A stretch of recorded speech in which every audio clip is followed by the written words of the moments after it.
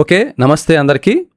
ఈరోజు మనం బాల వికాసం శిక్షణ శాస్త్ర న్యూ చాప్టర్ అయినటువంటి 4వ చాప్టర్లో 5వ టాపిక్ అనేటువంటిది నేతృత్వం, నాయకత్వం. ఇది ముఖ్యంగా ఈ 5 కిశోరులకు సంబంధించి, అంటే కౌమారులకు సంబంధించి, కౌమారులో ఉన్నటువంటి లక్షణాలు కానీ, శారీరక సంజ్ఞానాత్మక మానసిక భావోద్వేగం లక్షణాలకు సంబంధించి కానీ, కిశోరులో జరిగేటువంటి మార్పులకు సంబంధించి కానీ అనేక విషయాలు మనకి ఈ చాప్టర్ అనేది తెలియజేస్తుంది. ముఖ్యంగా చివరి చాప్టర్ అనేటువంటి నేతృత్వం, నాయకత్వం ఏ విధంగా ఉంటుంది అంటే కిశోరులో నాయకత్వం, కిశోరులోనే కాదు ఈ నాయకత్వ లక్షణాలకు సంబంధించి మనం ఈ చాప్టర్ చదువుకుంటే మనకు చాలా నాయకత్వ లక్షణాలకు సంబంధించి అనేక విషయాలు మనకి తెలుస్తాయి. తర్వాత ఎగ్జామినేషన్ పరంగా కూడా ఉపయోగపడతాయి.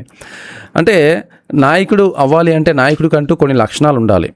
అలాంటి వాడే నిజమైన నాయకుడు కాగలడు.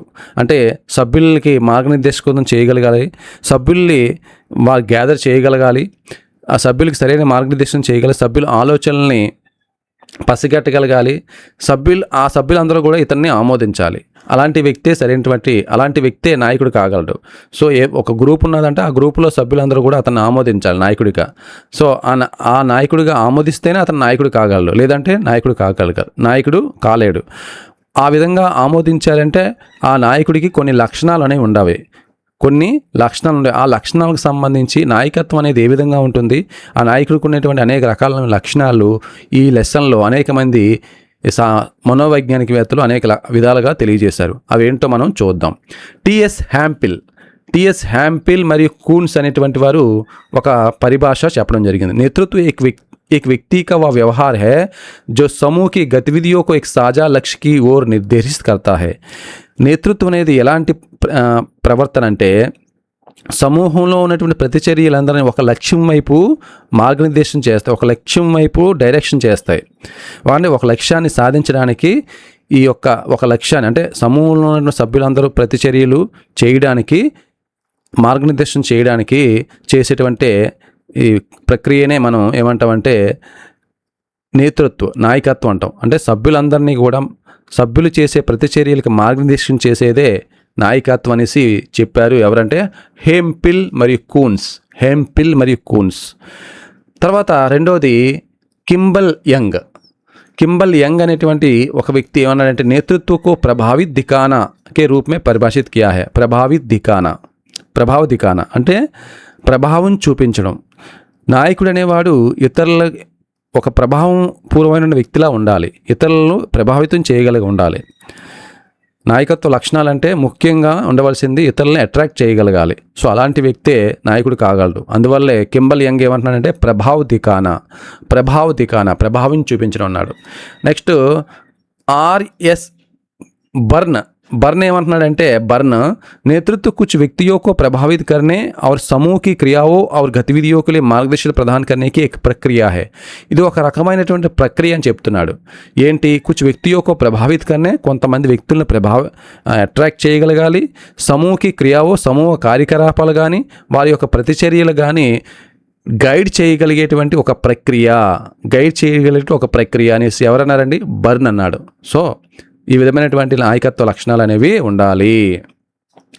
తర్వాత హెంపిల్ ఒక విషయం చెప్తున్నాడండి. సో ఈ విషయం అంతా కూడా మన నూతనంగా తయారు చేసినటువంటి ఈ మెటీరియల్లో ఉన్నటువంటి అంశాలనే మీకు ఇక్కడ వర్ణించడం జరుగుతుంది. తెలియజేయడం జరుగుతుంది. అందువల్ల మెటీరియల్ తీసుకున్న వాళ్ళందరూ కూడా వీడియోస్ని చూసి జాగ్రత్తగా అర్థం చేసుకోవాలనే విషయంతో మెటీరియల్ ఉన్న విషయాన్ని ఇక్కడ పెట్టి మీకు ఎక్స్ప్లెయిన్ చేయడం జరుగుతుంది. అయితే హంపిల్ ఏమంటున్నాడండి?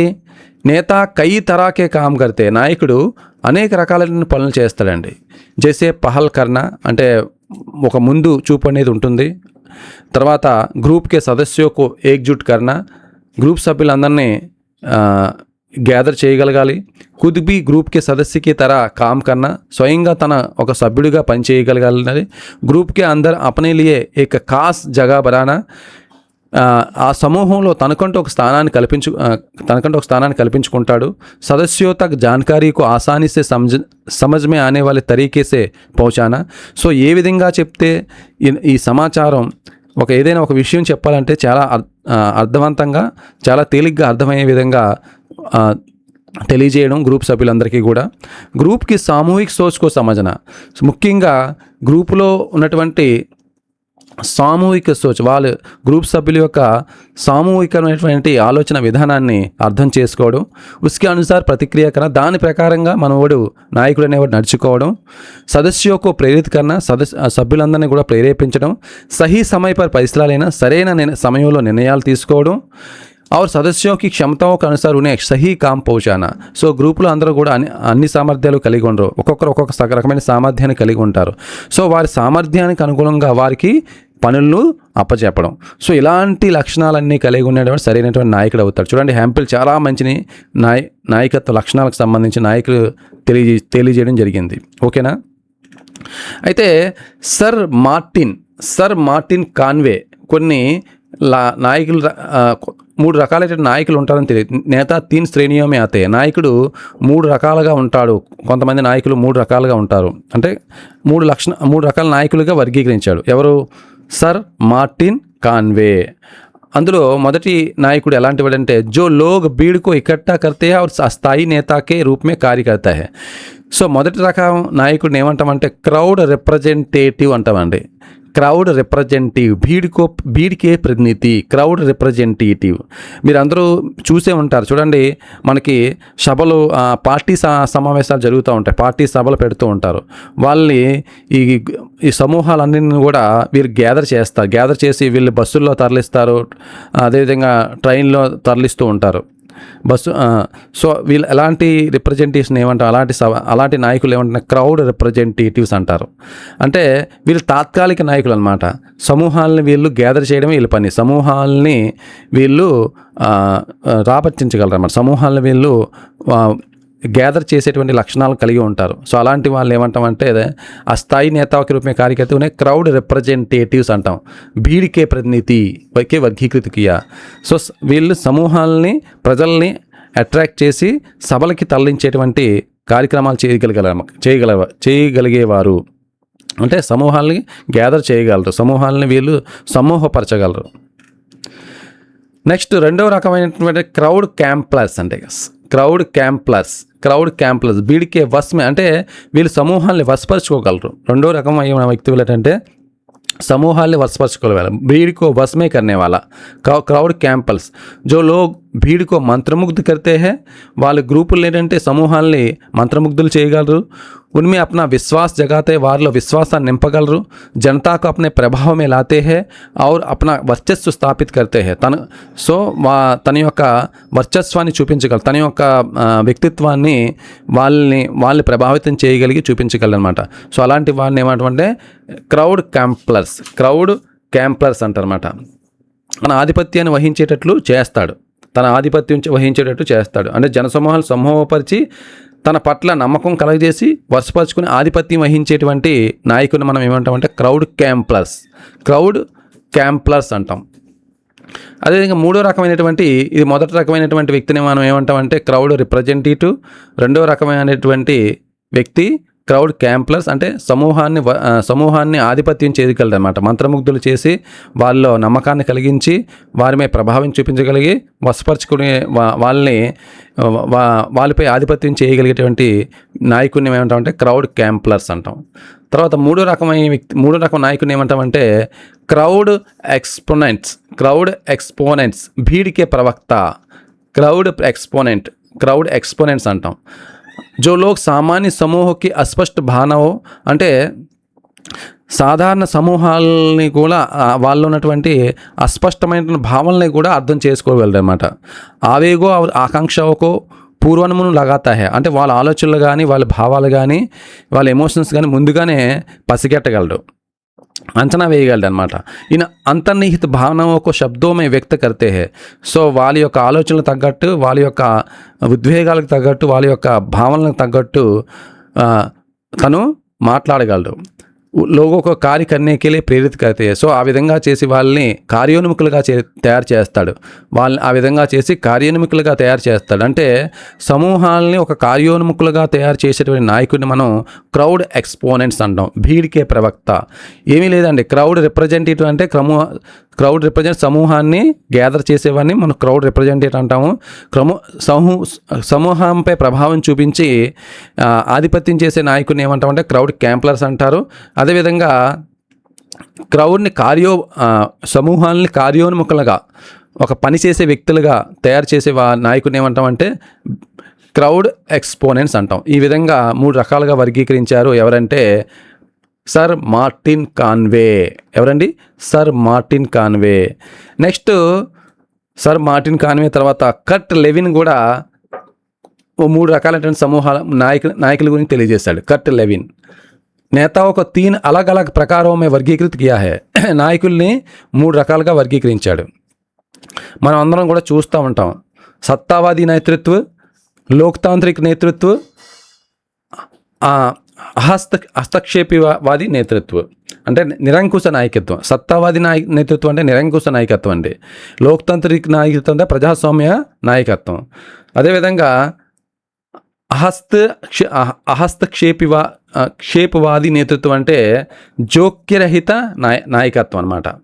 సత్తావాది నాయకత్వం ఇది నిరంకుశత నాయకత్వం. సత్తావాది నాయకత్వం నిరంకుశంగా ఉంటాడనమాట. నాయకుడు ఎదుటి వాళ్ళు చెప్పింది అర్థం చేసుకోడు, తను ఏం చెప్తే అదే చేయాలి అనేటువంటి నాయకుని మనం నిరంకుశ నాయకత్వం అంటాం. ఈ నేతాओं को నిరంకుశ నేత తానాషా కహా జాతా హై. సో తానాషా అని కూడా అంటాం. ఇన్ని అంటే నియంత్రణగా ఉంటారన్నమాట. नेतृत्व की इस शैली में निर्णय केवल नेताओं द्वारा ही लिया जाता है. सदस्यों या अपेक्षा की जाती है कि वे बिना कोई सवाल किए नेताओं को निर्देशों का पालन करें और उनके आदेशों को पूरा करें. इन व्यक्तियों को निर्देश देने वाले नेता. సో నిర్దేశాలు ఇచ్చేటువంటి నాయకుడు అంటారు. ఇలాంటి నాయకుడిని మనం నిర్దేశిత నాయకులు అంటాము.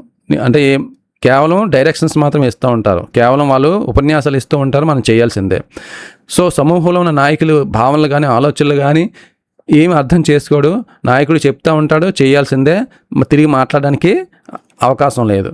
అలాంటి నాయకుడిని ఏమంటామంటే సత్తావాది నేతృత్వం అంటామండి. నెక్స్ట్ లోక్తాంత్రిక నాయకత్వం, ప్రజాస్వామ్య నాయకత్వం. సో ప్రజాస్వామ్య నాయకత్వం అంటేనే మనకు అర్థమైపోతుంది. సో అందరి నాయకుడితో ఈ సమూహంలో ఉన్నటువంటి మిగతా సభ్యులందరికీ కూడా ప్రజాస్వామ్యమైన లక్షణాలు ఉంటాయి. అంటే స్వతంత్రం అనేది ఉంటుంది, వాక్ స్వతంత్రం ఉంటుంది, తమ నిర్ణయాలు నాయకుడికి చెప్పేటువంటి ఇదేనేది ఉంటుంది. సో అలాంటి నాయకత్వాన్ని లోక్తాంత్రిక నాయకత్వం అంటాం.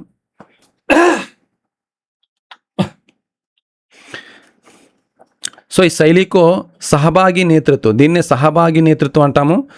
ఈ దృష్టికోण నేత సమూह के सदस्यों और राय और भावनाओं को महत्व देते हैं.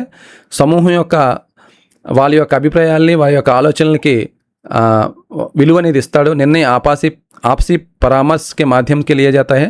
అంటే నాయకుడికి సభ్యులకి మధ్య ఇన్ఫర్మేషన్ అనేది ఇచ్చిపుచ్చుకోవడం జరుగుతుంది. इस प्रकार के नेतृत्व का अंतर्गत ही जाने वाली गतिविधियों को सदस्य की सक्रिय भूमिका निभाता है. సో ఇటువంటి లక్షణాలు ఉన్నటువంటి నాయకుడు ఒక యాక్టివిటీ, ఒక సరైనటువంటి భూమికని పాత్రని పోషించగలడు అనమాట. ఎవరు? లోక్తాంత్రిక్ నేతృత్వం అంటే ప్రజాస్వామ్యమైనటువంటి నాయకుడు. అంటే సభ్యుల అభిప్రాయాల్ని, భావాల్ని విలువకి ఇస్తాడు, పరస్పర సంప్రదింపుల ద్వారా నిర్ణయాలు తీసుకుంటాడు, సభ్యులు ఏ రకమైన నాయకత్వంలో జరిగే కార్యక్రమంలో క్రియాశీలంగా ఉంటాడు అన్నమాట. సో అలాంటి నాయకత్వం ఏమంటాం? లోక్తాంత్రిక్ నేతృత్వం. హస్తక్షేపివాది నేతృత్వం, జోక్యరహిత నాయకత్వం.